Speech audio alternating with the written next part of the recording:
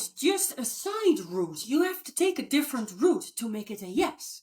A no is not, okay, all right, I agree with you. You're totally right. I'm gonna sit back and wait. And in the meanwhile, you're freaking annoyed because you did not stand up for yourself. Hi, beautiful lady. Welcome to a new episode of the podcast for female leaders. And today I am gonna give you an example from one of my coaches, and it's amazing. It's amazing. And once you're aware of this, exactly of this, then it will change. It will change so many things in your life. Of course, at work, but in so many more areas. So, yesterday, I had a one-on-one session with one of my clients, new clients, 2.5 hours together, create the 7-step plan, which is the plan afterwards. You know exactly what to do. You feel like doing it. And even better, you cannot wait to start. So, we have this plan. We've been talking, going around. She explained the situation. She explained the people, how the relationships are, how relationships are in general between her colleagues, and of course she had has a big, huge desire. There are some changes going on in the company she works for. It's not a Dutch company, so it's a company with a department in Holland, but the head office is in another European country.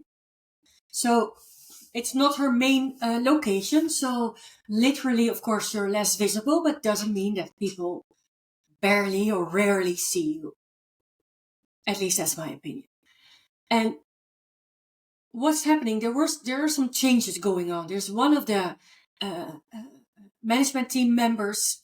This person will be leaving in 3 years because of pension, age, and this person has different responsibilities, and she wants to take over a few of this colleague.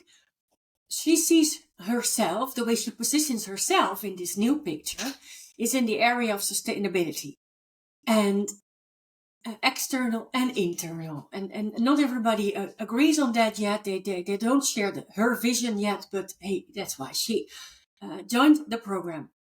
So we all did it, and she's the type of person that, it's not the relationship with people is no problem. Of course, there is people who are more, she shares more vision with compared to others, but it's all fine. She knows how to deal in meetings. She knows how to deal with difficult situations. She knows how to deal with different opinions. So, plan made. Okay, this is what I'm going to do to make sure I get this position and I'm part of the management team. So, nice. There is no room for any changes in that. That's her goal, and she's going to go for it. Whatever happens, it is not an option that this is not going to work out the way I want it to work out. So far, so good. So, the last 15 minutes, she said, okay, and then if this doesn't work, also with this guy that in 3 years he will be not part of the company anymore, then I will just wait a few more years. And of course that triggers me. That triggers me a lot.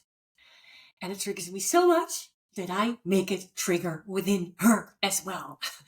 And it's not about blame, it's not about fault, but that is exactly what very often is the cause, is the root of why you are not in the position you want to be in. You do not have the responsibility that you already take, but in a job description, you don't have it.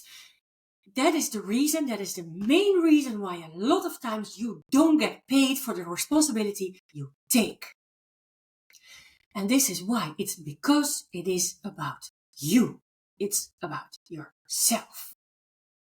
So after all this, the employer invested in the program, but after all this work, over 2 hours of talking, planning, thinking about ideas to go,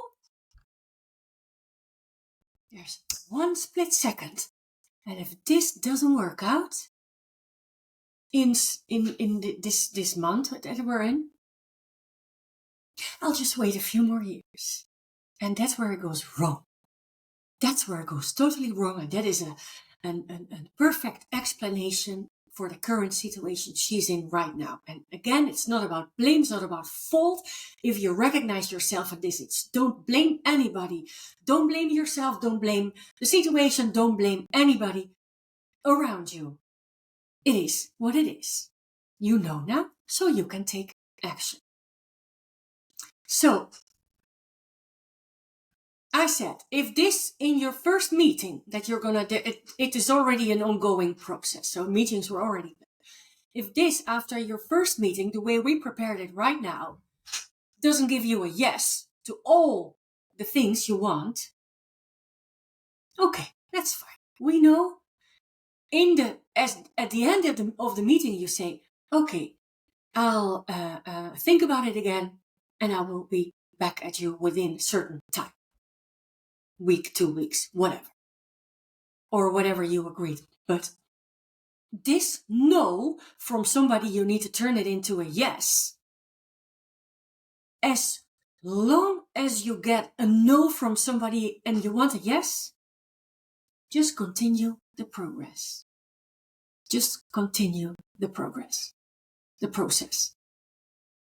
Well, and of course, the progress. Because a no is just a side route. You have to take a different route to make it a yes.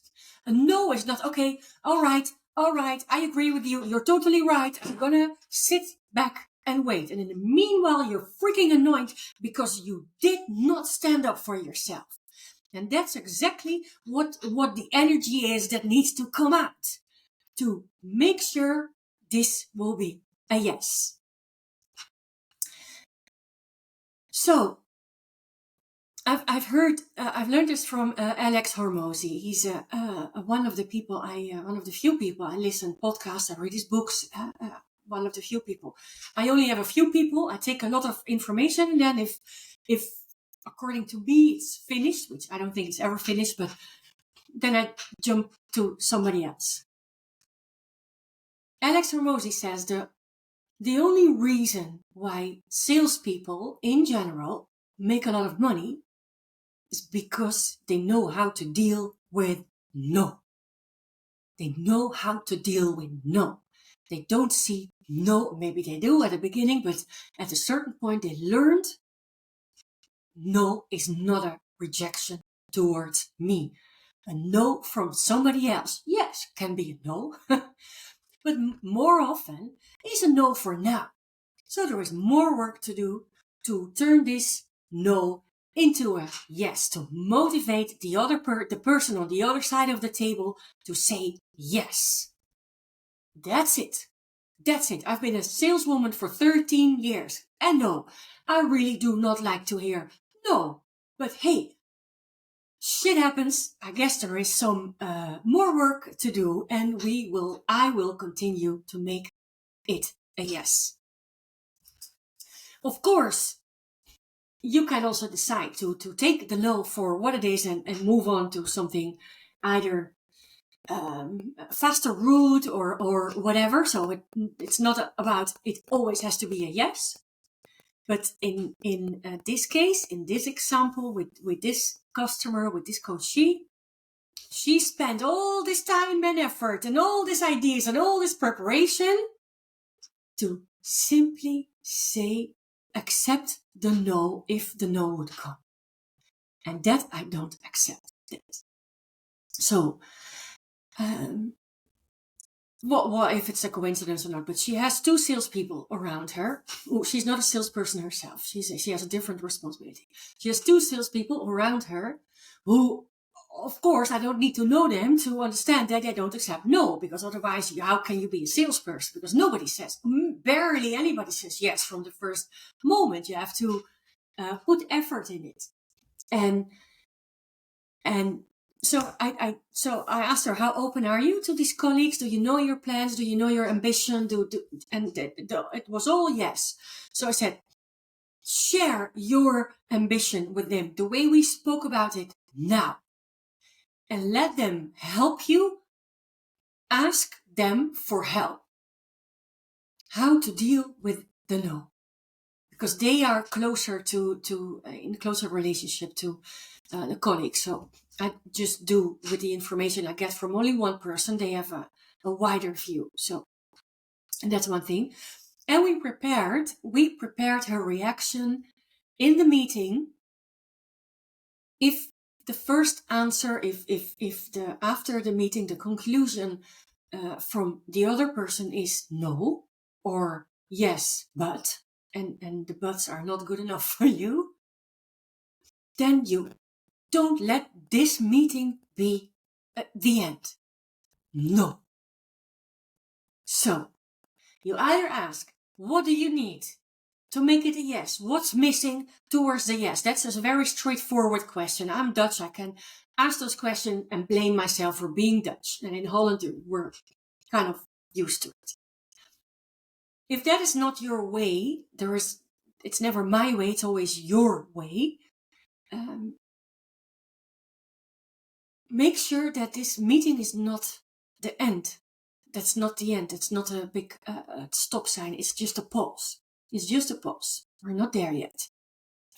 From your perspective, of course. So you tell this other person, okay, thank you for all the information. Thank you for whatever, for having this meeting, for being so clear, whatever.